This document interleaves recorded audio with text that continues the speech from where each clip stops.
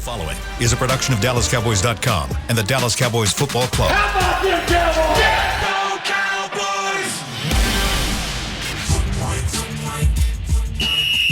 Let's go, baby! Are you ready for a break? Yes. Are you ready for a break? Absolutely. Ready for a break? Yeah, and so much for that. It's time for The Break on DallasCowboys.com. We were on the break! With Nick Eatman, David Hellman, Ambar Garcia, and Derek Eagleton. It is Wednesday, March 2nd, 2022, Season 17, Episode number 106. Welcome to the latest edition of The Break. We are live from the SWBC Mortgage Studios at the Star, joined by Nick Eatman. We've got Amber Garcia. Dave is not with us today. He is out in Indianapolis covering the Combine. He's going to join us here in a moment, catch us up on all the things that are happening out there, the people he's talking to, the information that he's getting. And just if you guys have any questions for him, you can kind of throw those at him too. That'll be good. We got to start the show. What? Oh, we don't have any glass. Yeah, in case you guys haven't noticed, we got no glass. It's actually a good thing. I love this. But we got to start the show wishing a very happy birthday to my dude, Mr. Nick Eatman. Thank you. Birthday, bro. Appreciate that. Love Happy birthday, Thank old you. man. Okay. Old man. Pretty old. You're not old, man. You're not old. It's all about Can I perspective. tell you a story? Sure, tell us the story. So Now, this seems old, but go ahead. yeah, when I was 13 years old, Yeah. which is a while ago, Yeah. I was 13 and I just moved from Oklahoma to Dallas. Mm-hmm. So I was like, a little small town in Oklahoma, very rural, and then all of a sudden you get here and it's like a little different, a little preppy. I wasn't used to all that. Didn't have a lot of friends. I hated it. You don't want to move when you're 13, seventh grade. So it was like my sixth day of school. March 2nd comes around. I'm in the history class, and the teacher was really nice. She's like, I got it's a very special birthday today. I was like, oh, awesome. He goes, do y'all know whose birthday it is? And I was about to raise my hand. They're like, it's Texas's birthday. It's Texas Independence Day. And everybody was like, oh. I was like, oh, okay. So then they went through that, and then she goes, well, hold on. There is another birthday. And I was like, okay, finally. She's like, Dr. Seuss's birthday is today. And I was like, I hate this class. I hate this world. I want to go back home. But I hate Texas. I hate Texas. I hate forever. So, anyways, those two birthdays. So happy birthday to Dr. Seuss. Yeah. And happy birthday to Texas. Isn't it funny how you kind of know, celebrities, know things. Like Wilt Chamberlain scored 100 points today. Really? You probably saw it somewhere. Okay, Yeah, I he scored did not see 100 it, points yeah. in a game March 2nd. Yeah. All Yeah. right. You share a birthday with Bon Jovi and things like that. Do you? Yeah. That What sounds about you? What do you share a birthday with? Do you I know? have no idea. Do you know the celebrity? I want to say Denzel Washington. It's either the same day or a day or two apart, but that's the only one I know. I don't know. I don't think I've looked it up. No. So, I don't know. But happy birthday to Thank you. you. It's always a good What do day. I hear? Do I hear Dave back there? There's something. I don't know what it is. Oh, gosh. Dave's like, Hi, guys. Hey, What's up, Dave? why does Indianapolis feel so far away? It's like reporting from Baghdad. What's up, man? No, that's just the cherry picker driving down the street. Sorry. Got it. Happy birthday, Nick. Thanks, bud. Appreciate it. Mine's so isolated here. Why? With you guys in December, it's just we run back to back. Yeah, we're all together. It's right like there here, Dave, eating this half-eaten cake that we gave to Broadus. You know? So, Dave, man, what's going on out there in Indianapolis? Give us the update on what you're seeing, what you're hearing, what's going on. It's kind of ironic because, the combine had started and it's picking up, but I've been here since Monday, and the thing that people are here for, which is the drills, that doesn't even start until the weekend because they want to maximize TV viewership. So, yeah, people are talking and all of the good combine whispers and everything. It's just funny to me that we're 3 days in and nothing has actually happened. But yeah, that's the sideshow of honestly, the real reason you're here. Nobody actually cares about the drills. It's all about, contract negotiations and all that type of stuff. And that's going on in earnest. We talked to Stephen Jones Monday. I still don't know when we're going to talk to Jerry Jones, but I have another interview with Stephen set up in just a little bit. So Awesome. all of the good combine storylines of who might be getting a pay cut or who might they be targeting for an extension, all that fun stuff. So Dave Dave and I have talked about this. Like, I think the meeting is this afternoon, and then after that, like, they got to get off the bus because then the agents are coming in. Wait, so the meeting with Jerry on the bus? No. The meeting with Steven today. They're going to meet with Steven, and then after that, reportedly, the agents are coming in to meet afterwards. So Dave's going to go to the bathroom real quick and stay there. Hide. And stay there while J-Ron Curse's agent or Schultz's agent or Gregory's agent come in and meet on the bus. You got that phone charged up, Dave? Oh, yeah. Record all that? I got a solid 75%. I'm just going to hang out in the back and see what they'll let me. All right, Dave, so I'm going to put you on the spot a little bit, and I understand as a reporter you can't always talk about everything that you hear, but what has been the most interesting little tidbit you've heard this week that's safe for air, safe for radio? That is, I mean, that's quite a contradiction. Man, I feel like it's almost kind of beaten into the ground at this point. We've talked so much Amari and so much DeMarcus Lawrence.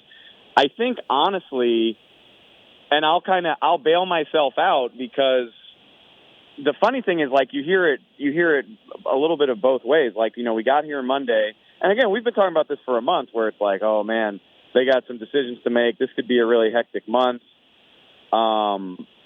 And Steven was very non-committal about Amari Cooper's future on Monday, so you start connecting the dots, and it's like a certainty that Amari Cooper is not going to be on the team. And then I was out, doing the hobnobbing thing last night. You just never know who you're going to run into. And then you wind up having a conversation where it's like, don't be too quick with that. Like, we'll see what happens. Yeah, absolutely. But then the other side of it is like, oh, they're already talking about using that money to bring back a Schultz or a Gallup or whatever. Like, it really is chaos, and the truth is somewhere in the middle. But I guess the most interesting thing I've heard is I've heard it all. Like, everybody's got a story that they're trying to sell depending on who you're talking to. Yeah. Wow. All right, so you guys did talk to Steven and you talked to Mike McCarthy. What were your outtakes from that? What were the things that stood out to you from those conversations, from those interviews that we've all heard? What was most interesting to you? Matt, to be honest with you, it's funny. Like, again, like I was out late last night talking with Cowboys people, talking with NFL people.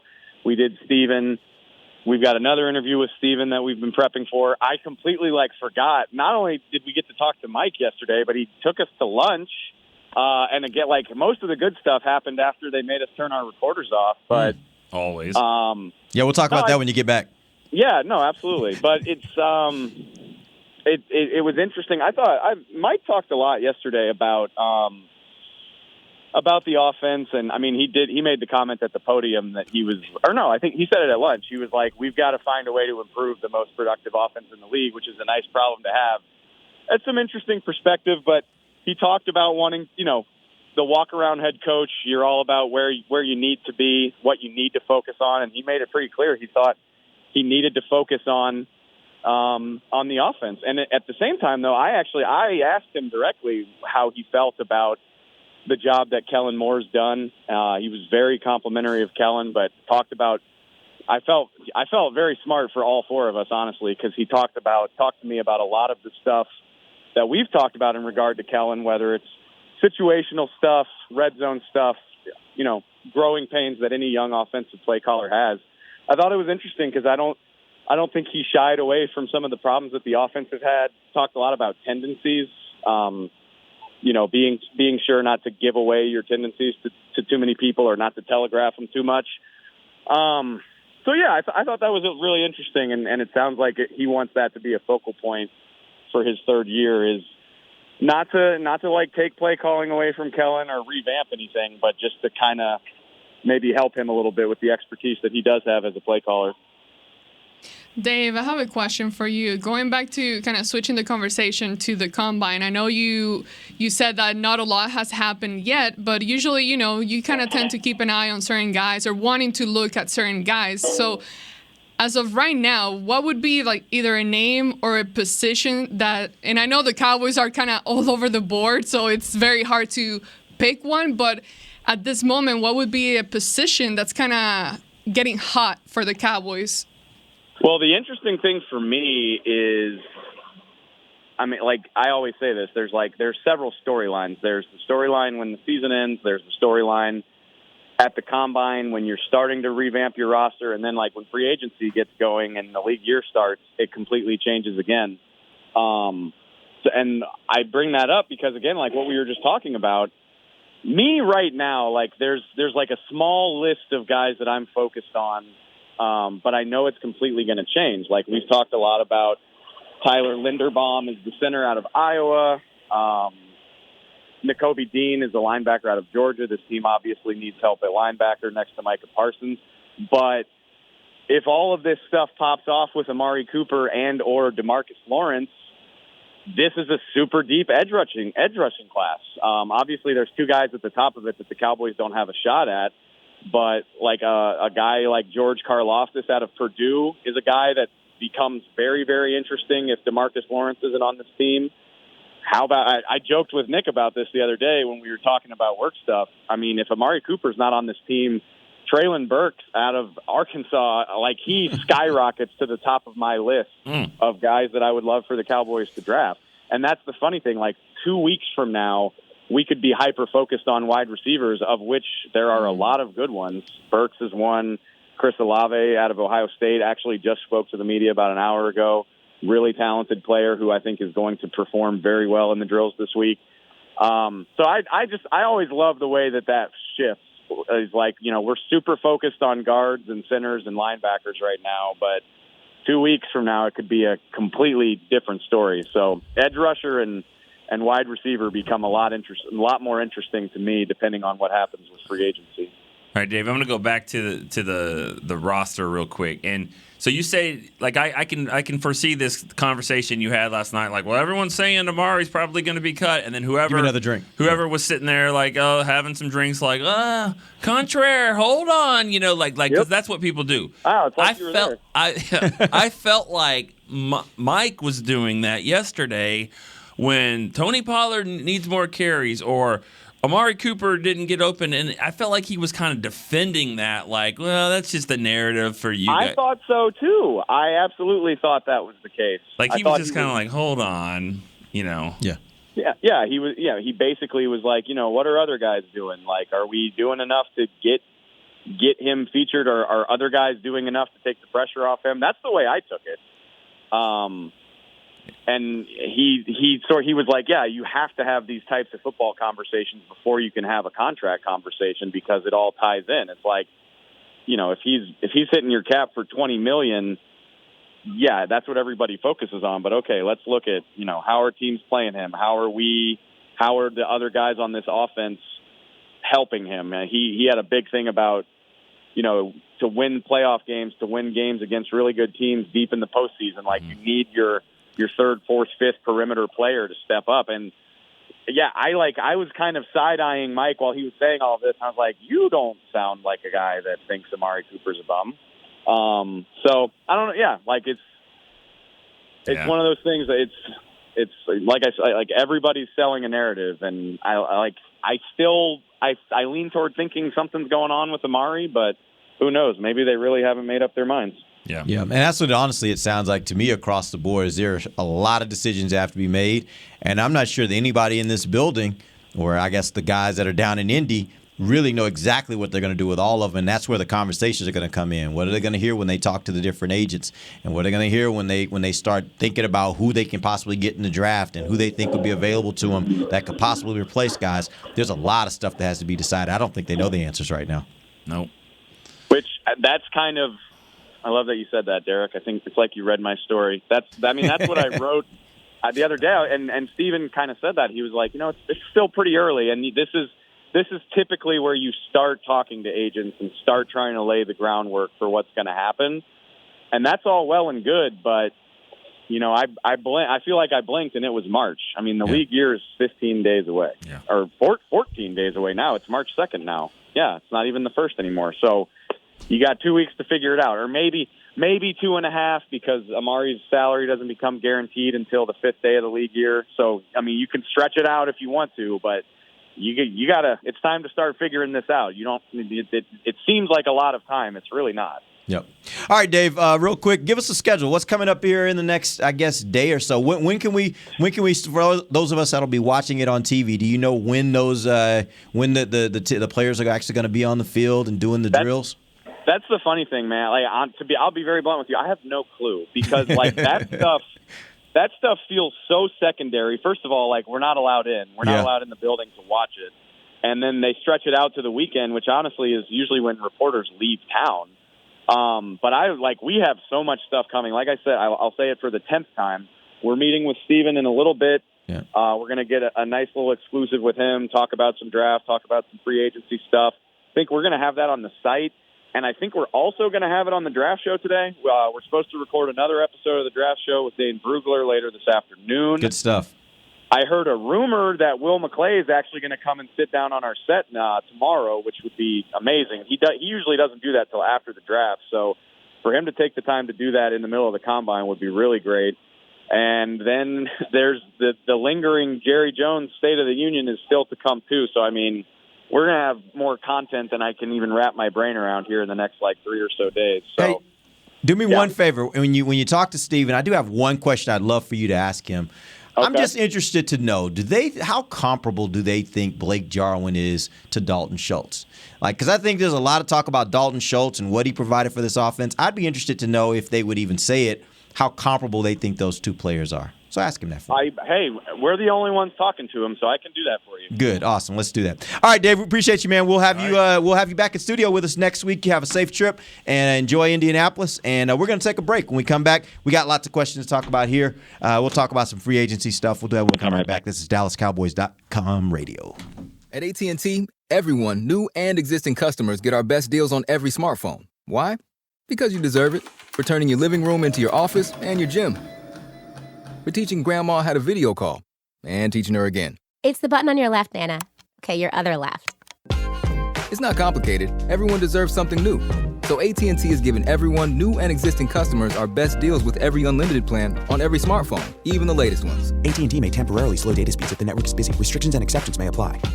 Want to use what the pros use? How about the official men's skincare brand of the Dallas Cowboys, Jack Black? Right now, you can get the Jack Black Starter, a curated collection of Cowboys locker room favorites for just $10 with free shipping. The starter includes 4 Jack Black skincare favorites, plus a full-sized intense therapy lip balm. Go to getjackblack.com/Cowboys and use the code word TEAMJB. That's getjackblack.com/Cowboys. The Jack Black Starter, $10, free shipping. The Cowboys way, where 16 Hall of Famers and 5 championships shows us what success looks like. Where turkey is always the second best part of Thanksgiving Day. Where we are all defined by one single thing, the star. Where we as fans know it's our job to keep the tradition going. Bank of America is proud to be the official bank of the Dallas Cowboys and to support the quest of living life the Cowboys way. Copyright 2020, Bank of America Corporation.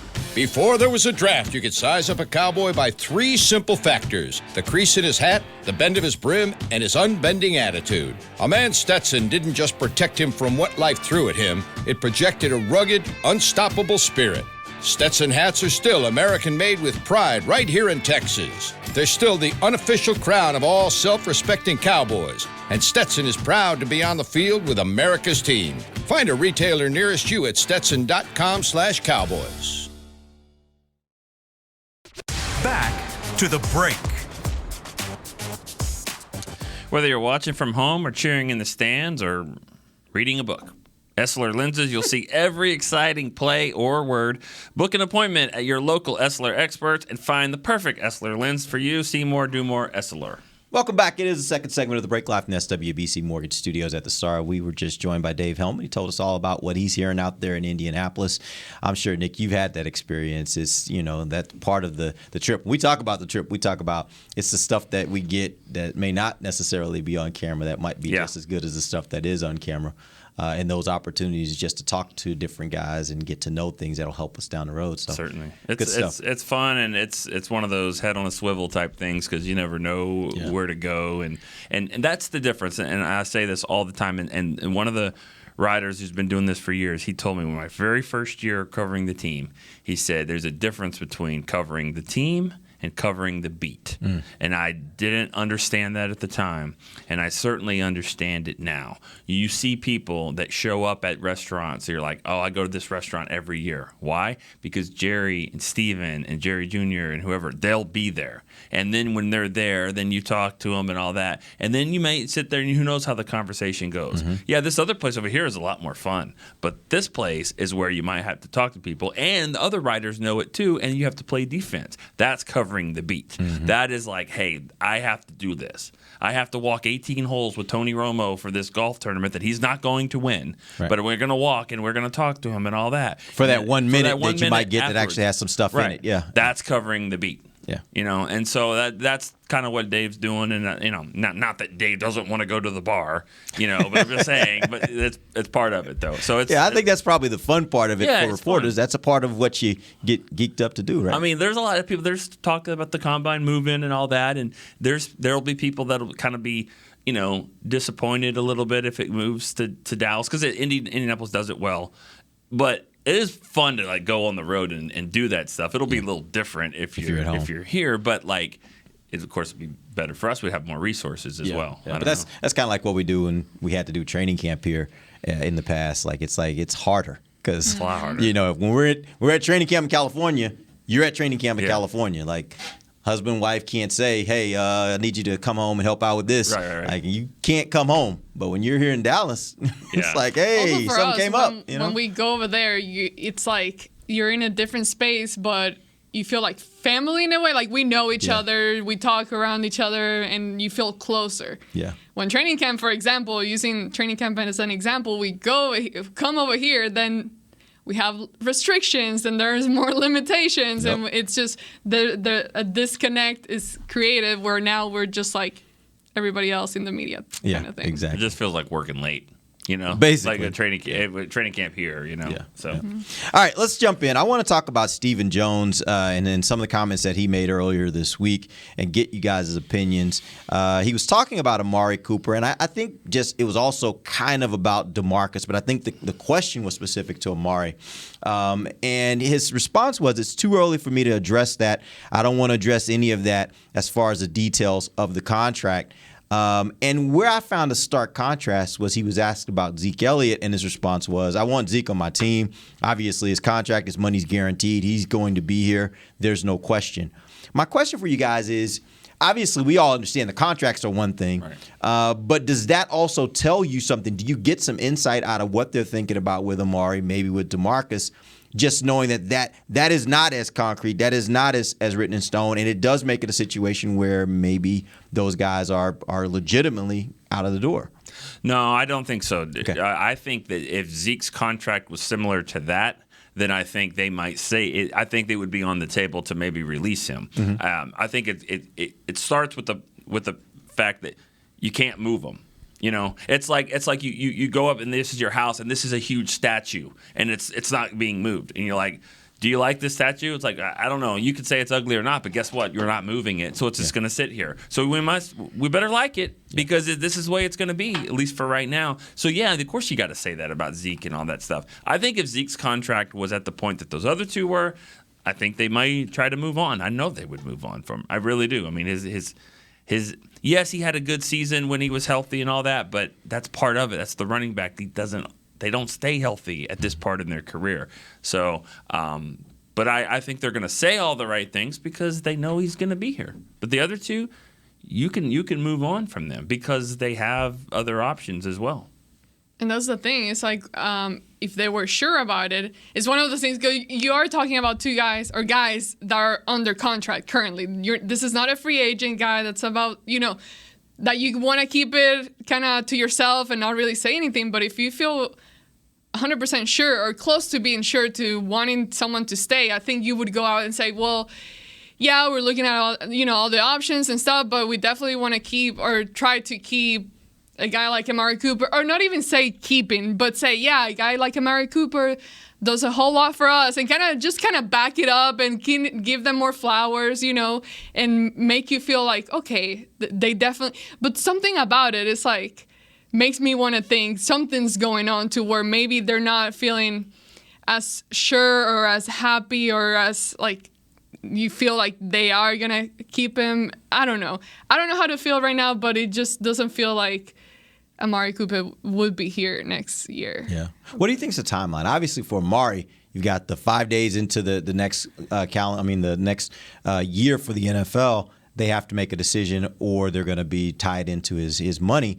But for DeMarcus, what do they have a timeline? What do you think is the timeline for that decision? I think that I don't know about the time. I don't know if he's got a bonus in that at all. But I do think that there's a priority there that they have to decide on both positions. And then the interesting thing is those two guys are under contract, but the next guy that's in the consideration is not under contract. So is Gregory a higher priority than D-Law? Do you have to re-sign him? And if you do, we got to cut D-Law. Or do we want to sign Michael Gallup or Cedric Wilson or both? And then if that's the case, do you cut? So because if you sit there, let's just say that they don't do anything with Amari, and Gallup signs with another team, and Cedric signs with another team, and they don't really like what they're seeing from other guy free agents. They're like, wait a second, do we really want to cut Amari? Yeah, you really can't. Yeah. So that's why it's set for the 5th day of the league year. That's why those things are set like that, to see kind of how things go and see what the market looks like. Because if 4 guys sign deals in free agency that are $20 million a year, 22, 23, some guy, and you're like, he isn't half as good as Amari. Hold up here. You know what I mean? So I don't know. I don't know if I answered the question. You did. Go ahead. I was just going to say, it is interesting the way that Stephen Jones kind of put those two groups, because we've been talking about these guys on here. But me, in my head, I guess I didn't necessarily put the two groups of like, okay, wide receiver, you got Amari Cooper under contract, and then the 2 next guys, which would be free agents, Michael Gallup, Cedric Wilson. On the other side of the ball, DeMarcus Lawrence under contract, then you got Randy Gregory, and then another guy that also a guy that has done fairly well and that you're still considering is Dorrance Armstrong, and they're all in the defensive end position. So that's a tough decision because you got both sides equally as important on both sides of the ball. And then what do you do? And right now, I don't know, like, are you guys feeling like for sure they do need to make a decision whether it's a guy like DeMarcus Lawrence or Amari Cooper? Like, there has to be a decision made between those two guys of like actually getting rid of, or maybe just restructuring their contract somehow. I honestly believe it has to do with what, like Nick was saying, like, what are you doing with those other guys? Because if your target, let's say for example, your target is Michael Gallup, you're like, we really want Michael Gallup back on this team, then yes, now I think your decision on Amari has to come, and it needs to come swiftly because that's going to affect that decision. If you feel the same way about DeMarcus Lawrence, it's the same thing. Like, do you think you absolutely need DeMarcus Lawrence? And you're like, we really don't want to let him go?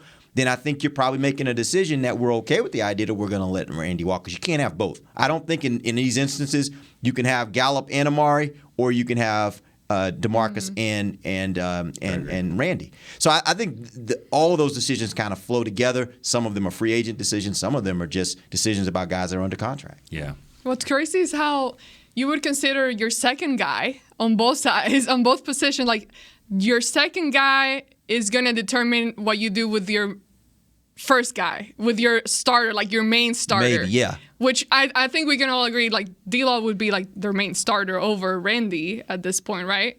A little bit ahead. I don't know. That's the interesting part. That's why I said maybe. Yeah. And the reason why I say maybe is because I think when everybody's healthy, I think DeMarcus is a better player than Randy.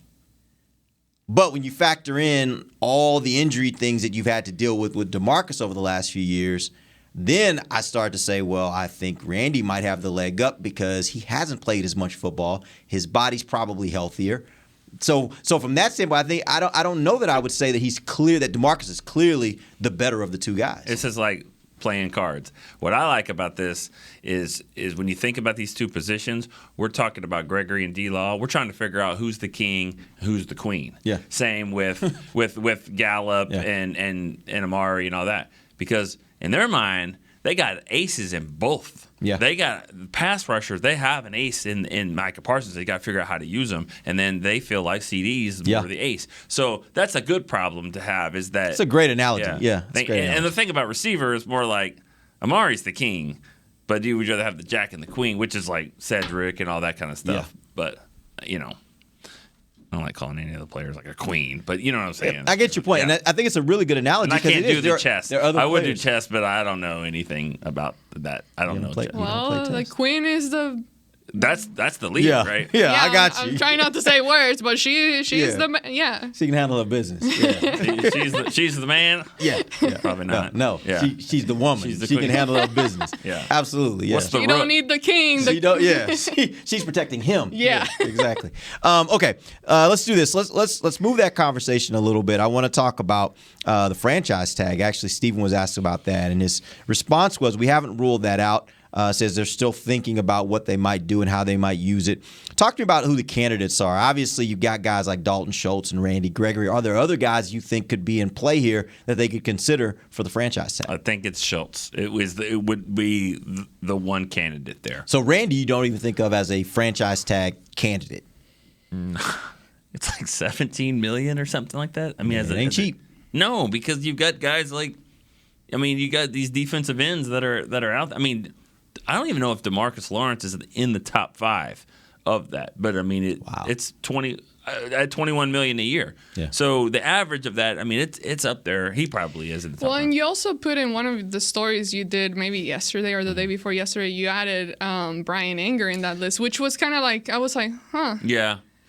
Yeah, it's interesting. If I could, but if I could go edit that, I probably you'd would take it out. Yeah, I talked to some people about that. That number is a little higher than what they want to go there with Anger. That one's going to be interesting too. The Cowboys have done some research on that. They've looked at that and looking at his career, and that sounds like he does better on contract years.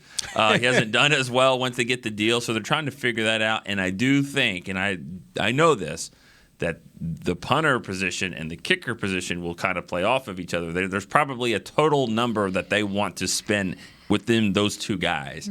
Let's not forget Jake Mcquaid. I was about to say, how does the long snapper fit in that? Mcquaid is also free agent. Yeah. But boy, the narrative has changed on John Fossil a lot. Bones. Now, he's had. I mean, last year was like after the fake punt, fiasco and all that stuff. This year, though, special teams has done a really good job. They're blocking punts. The punter had an all-worlds, year. And they haven't had to do crazy stuff to do it. Like they're playing good, sound football. Yeah. So, and the guys know that. I mean, Anger knows that. He knows that he benefits by being in the system with John Fossil. So we'll see if there's any kind of discount there. If this is where they want to be, but. Zerline, he's under contract. Zerline is another one of those D-Law, Amari, that he may not be here just for, just contract. I mean, it's $2.5 million a year. That's not a lot. It's 17th among kickers in the league. I thought $2.5 million for a kicker would be a lot higher than that. That's probably where he is as far as his ability to kick right now. If you look at like his statistical, middle of the road. Yeah, he's a middle road kind of guy. Yeah. Yeah, I mean he's been middle of the road. Yeah. And he's one of those guys. He's a clutch kicker. I think he makes good kicks, but he also will miss some head scratches. Points. Yeah. I went around the league and looked this up. The top 25 kickers in the league, the average extra point misses is like 1.5.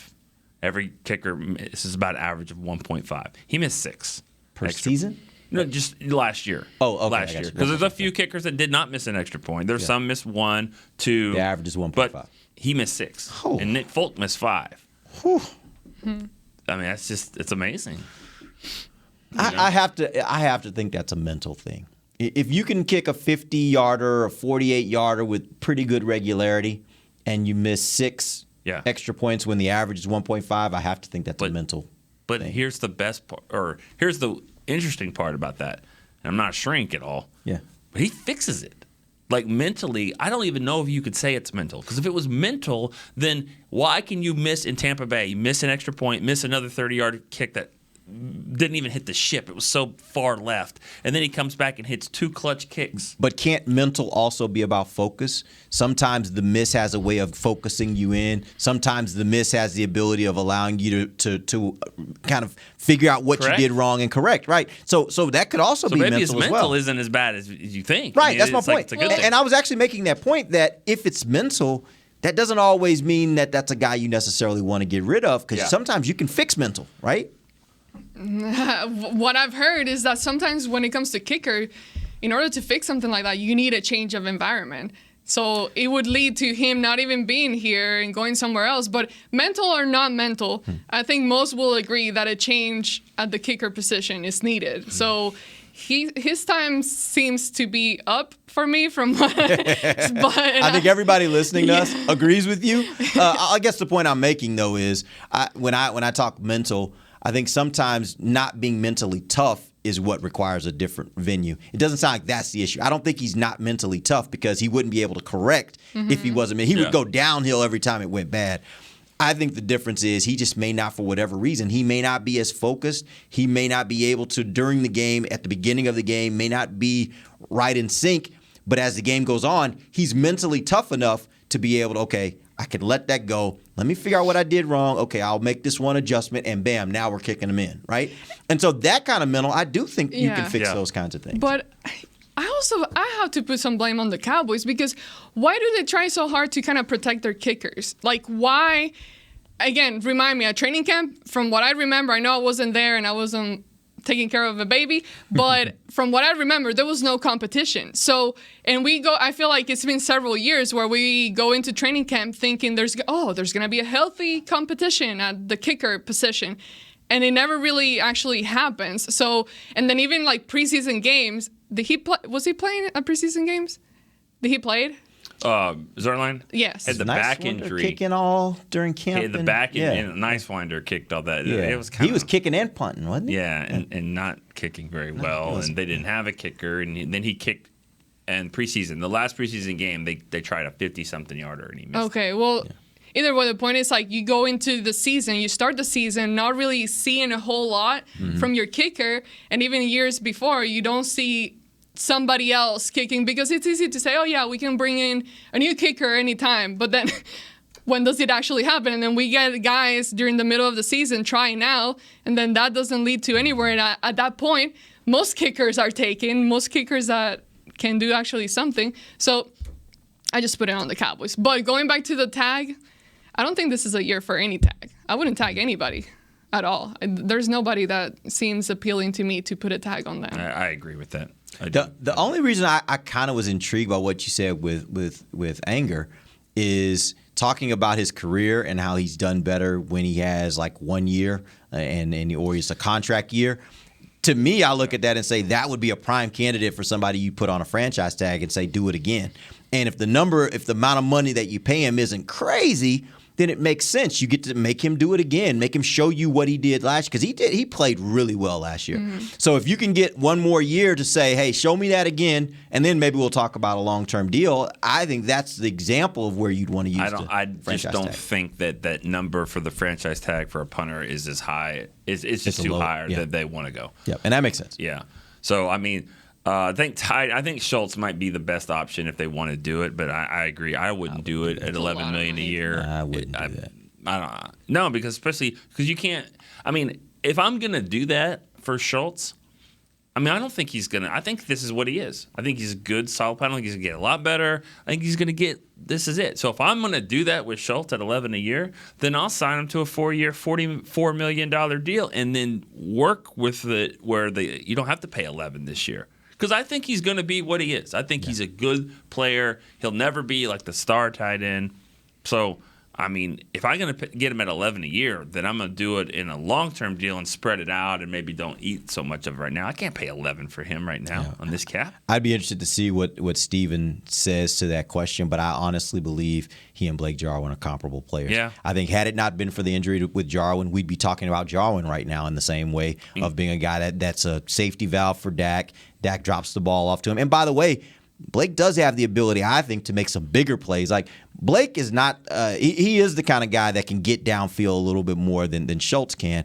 And I think Schultz, he is just a guy that has a knack for getting in the right spot, and he'll catch the ball. And that there's a place for that, and that matters. That's not $11 million, though.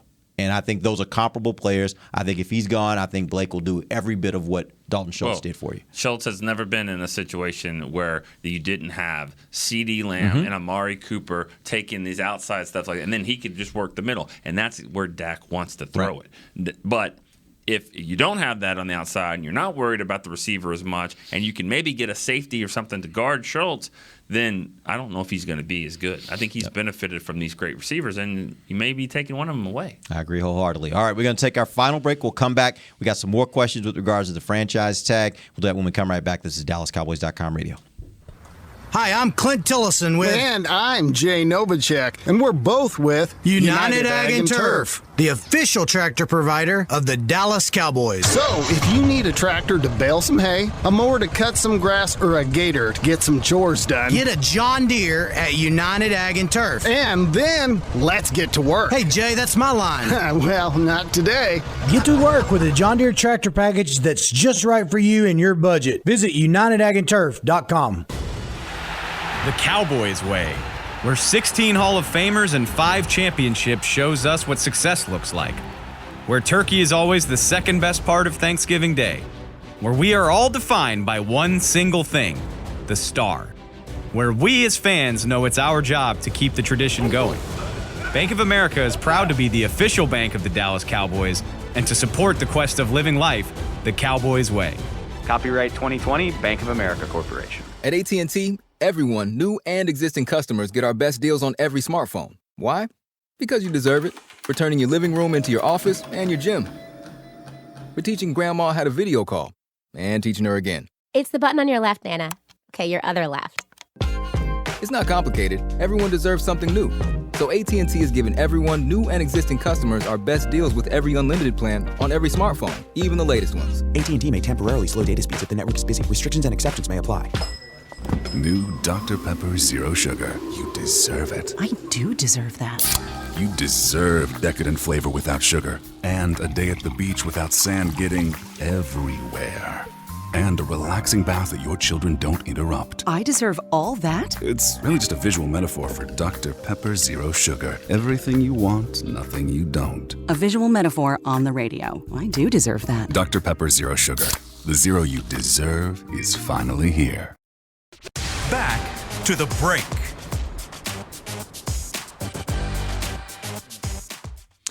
AT&T Stadium coming up, but now we can say it's next month. Next month, April 2nd, April 3rd, WWE Superstars return for WrestleMania. It's a 2-night event. Get your tickets. To make WrestleMania history, visit SeatGeek.com, the official ticketing provider of AT&T Stadium. Welcome back. Final segment of the break, live from the SWBC Mortgage Studios. At the Star, we're talking about the franchise tag. I have a scenario. Okay, go ahead. I have a question. All right. If you don't mind me ruining your Go for plan. it. It's the off season. During the break, we were talking about contracts and expectations and what kind of expectations come with the money that you pay the player. And we see it all the time. It happens all the time where someone gets paid and then people start killing them and criticizing them for not being as good on the field. But is it maybe that we're at a point where we are the ones who need to change our own mindsets rather than keep expecting these players that get paid to perform at an even higher level? Or do we still keep complaining and saying, no, this player actually needs to be playing at that level? You know what I mean? The difference between them actually doing it versus us maybe kind of lowering our own self-expectations of what we think of a player? No, I think the first way you put it is absolutely right. It ain't gonna happen. It'll never like happen. It's not gonna happen. Like, yes, it should, but that's the world we live in. Like, everybody is always going to the money becomes the big target. And that means if you're making that money, and by the way, part of this is not fair to the player, but part of this is the amount of money these guys make is so much higher than your average everyday fan. Mm-hmm. And so the fan looks at it and is like, man, you give me $11 million a year, I'll make that block. No, they can't. But they will say, I'll make that block. Like, I'm making $11 million. So I don't think it's ever going to change. That's just a part of it. It's the target. It's that mindset that people think that you would do it if you made $11 million. Right. The reason why you don't, and you probably make $11 an hour, is because you can't make that block, and you've never made it since junior high. Like, that's why. And maybe missed it that and that maybe game you too. missed it. You missed it that day. game too. Right. Yeah. So it's funny how people think like the money is supposed to make things different and better, and and it's not. But it's just the market value is what it is. But you're onto something, though, that there are people that think that your team that you need to keep a stay hungry approach, which means you don't sit there and go, all right, well, if we don't pay D-Law, we're going to lose him. Then let him go. Like at some point you have to do that. And that's where I think the Cowboys are at right now. You're going to lose Dalton Schultz. You're going to lose Randy Gregory if you don't pay him. And they're going to have to make some tough decisions and say, all right, go. But here's the flip side of that. Then people sit there and they look at a Byron Jones and he goes to Miami and plays really well. And they look at a Cheeto Bay-Awuzie and he goes to the Bengals and he plays really well. And they look at a DeMarcus Ware that goes to Denver and wins his championship. And again, I'm not saying that there are lots of caveats to that. All I'm saying is when fans are looking at it, they're like, man, we let him go, but man, he's so much better in that place than he was here. What's wrong with us? But like you said in the break, the Tyrone Crawfords of the world, the Jason Hatchers of the world. If you would have said, hey, Anthony Hitchens, he wants $10 million a year. You got to let him go. You got to let Cheeto. They want to give Cheeto $9 million a year. Bye.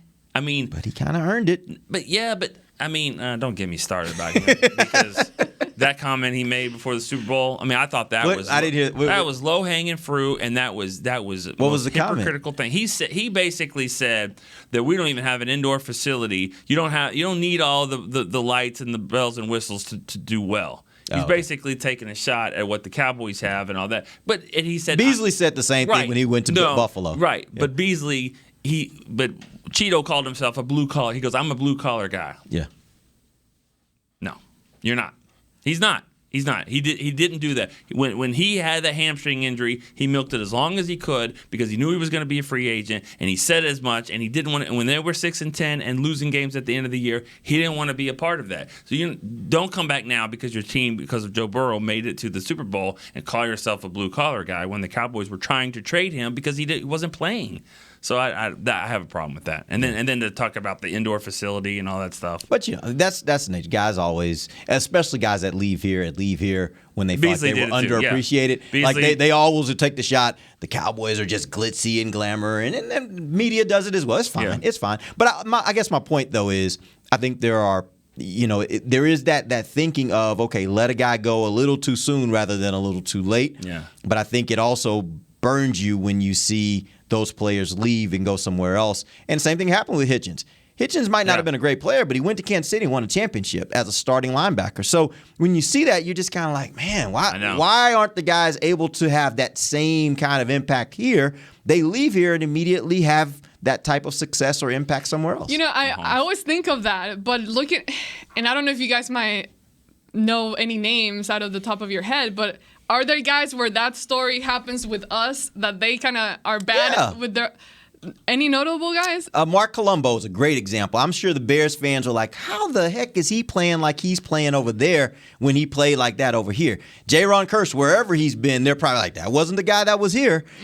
Those guys, the same thing happens here. Now, we haven't had the team success. Yeah. When you start talking about guys like DeMarcus and Hitchens and Cheeto.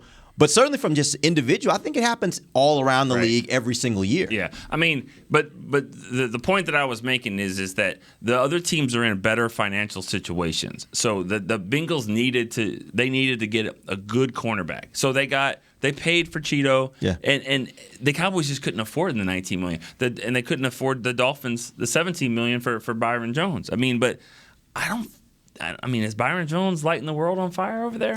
This last year, he wasn't as good as the first. The first year, I think he was. A lot of people were questioning, like, did Dallas make the right decision? Mm-hmm. I think now it probably is a less of a conversation because Trayvon Diggs is playing in the way that he's playing, right? Yeah. But if Trayvon wasn't playing that way, I think people would probably still be saying, was that the right decision? What I want to know, and I bet I can look this up, what players have the Cowboys drafted here that have gone to another team and made Pro Bowls? Like, Beasley's had a good year, and he's not the reason the Bills have done great, and neither was Hitchens, and neither was Cheeto. I mean, they were great contributors. But who's gone and been the man? Did Cheeto get to the Pro Bowl this year? No, no way. I mean, I don't think he did. He didn't. He was. I'm sure Was he up being. there? Yeah, no, he was up there. He Well, was considered one of the better corners in the AFC, but I didn't know if he had gotten in or not. Don't but, think so. Okay. He obviously didn't play because they were playing in the game, and he got a pick in that game. And again, I'm not trying to knock him. I like him as a person. I just didn't think I hated that comment because I thought. It was like it's funny how your narrative changed over the time, but good for him, good for the Bengals and all that. They had the money to pay for it. But the only person I can think of, and just because I remember running into him one time in the Pro Bowl, was Martellus Bennett. You know, Marty did, and he had Witten in his way, and so that was going to happen. Yeah, you know, sense, yeah. I can't think of many others though that have gone. I mean, DeMarcus Ware, but that was kind of a different time as well. Yeah. I think they wanted a different role from him than what the Cowboys needed. Yeah. The Cowboys needed him to be the man. There, they needed him to be a piece. Yeah, as a difference. And kind of help Von Miller be the man. And Von Miller will tell you right now that having DeMarcus there was one of the best things that ever happened to him in his career. So, but I mean, that's a great point.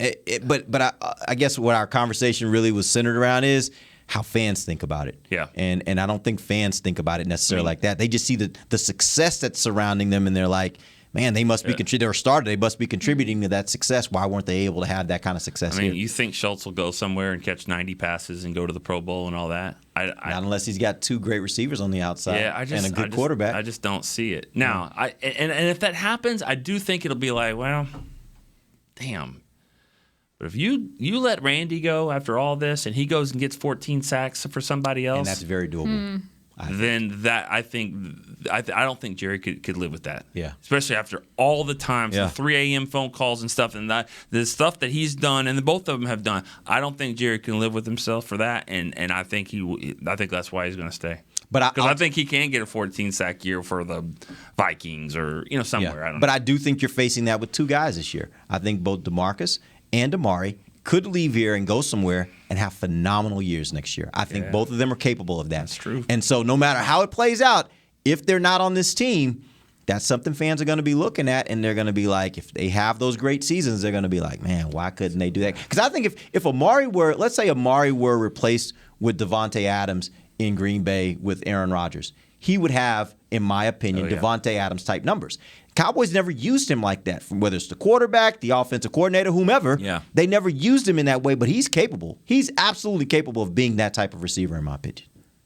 I was going to say the difference here, or for example, with a guy like DeMarcus Lawrence, you have a decent enough amount of years to look at and analyze and be like, okay, what has he done for us? How has he improved or declined? And regardless of his contract money. But, we were talking about this, even putting the money aside. Well, you can't put the money aside. Okay, you have to look at it too. But he hasn't necessarily been the kind of guy that is 1,000% contributing the way you want him to. And he is a leader. He's done other things. He helps. His presence on the field helps other guys around him as well. Even Randy Gregory have the kind of success that he's had. But when you look at and start talking about the injuries, are you now concerned? How concerned are you about his injury? And last year was the main year that he missed that kind of amount of time. The longest time that he's missed overall. But even then, how many years has it been that he's dealing with some kind of, even when was going to get the contract, what was it? Yeah, shoulder. He was dealing with the shoulder. Yeah. So is he now becoming that kind of guy that, well, are you going to be able to depend on him? Is he turning into, like I said it before, the Tyron Smith of the defense that you don't know how long? And to me, that's a really tough decision because you have to have a very good clarity of the kind of players you're going to have and can count on the field. And injuries are going to happen regardless, and you don't know when that's going to happen. But injury prone, is that a word that you want to be surrounding or tagged along a guy that's being paid that amount of money and that's supposed to be contributing the way that you really need a starter to contribute? Yeah. I mean, the 6 or 7 games, 8 games where he was out, I mean, Dan Quinn and the defense figured out how to get it done and win games and rush the passer and all that. I don't think with Dan Quinn's success and his history of helping these pass rushers, I don't think you need more than one guy that's making more than 10, 12 million a year. I think you need Well, one. crap. I forgot about that point. You mentioned the success that they had without him. Does that now change? It does. Oh, I think that's a how part you of this look at this. conversation that they're having about how much they need him and whether they can do without him. Yeah. I mean, everyone said that when Dak was getting carted off against the Giants and he's tears and crying and the whole stadium's crying and press box people, and they're like, what's that going to do with his contract? Well, they went out and they sucked. They couldn't score any points. They missed him. His contract, that did nothing to his contract other than maybe prove his point that how valuable he is. It doesn't help that when D-Law got hurt that they figured out other ways to do it. And so, that's just kind of the way that it is. And so I think you need one of the two. And who do you think's more special, Randy or D-Law? And I think no one's ever called D-Law just like a freak, like he's kind of freakish. He can be, but I think there's a little bit more potential. It's hard to say that of a 29-year-old Randy Gregory, but he's still pretty fresh because he hasn't played as many games. I think the differentiator for me is I think DeMarcus is a better run defender. I think DeMarcus is as good a run defender as I've seen on the edge at the Cowboys. Maybe time I've been here outside of maybe DeMarcus. Like, he is really, really good against the run. And so I don't think, and that's not a knock on Randy, it's just I don't think he's as good as DeMarcus in that area. And I think they're comparable pass rushers. I do think that Randy's speed off the edge is what makes him special. Yeah. And the fact that he's younger, that obviously helps. So, What I would do is I would focus on the defensive tackles, because if you have the defensive tackles that can clog that up, then where are they going to go? Wide. And who do you want them to go wide against, D-Law or Randy? Because you're not getting wide on Randy. We know that. We saw that training camp. Everyone tried to do reverses. I don't think you're getting wide on D-Law either. Like, I haven't seen that happen very often. I'm just saying I would beef this thing up in the middle. I mean, if I'm not getting a center, I'm getting a D tackle at number 24. And I don't care if he's a two-down player. I've heard that argument that he get a two-down player. Well, which two downs? First and second? Love it. If you can do anything to get me to 3rd and 9 where I've got a couple of freaks running around and you don't know where they're coming from, perfect. Do your job. Give me the big old defensive tackle. Yep. All right, we appreciate you guys joining us. We'll be back next week, and we're going to get into free agency talk. I have the whole list of free agents. We're going to go down the full list. We're going to talk about who you expect to be back, who you want to have back, who are the people that you're like, it's okay, they can go ahead and leave. We'll talk about that next week. Till then, for Nick Even, Amber Garcia, Dave Hellman, I am Derek Eagleton. This has been The Break, live on DallasCowboys.com radio. This has been a production of DallasCowboys.com and the Dallas Cowboys Football Club. How about this, Cowboys?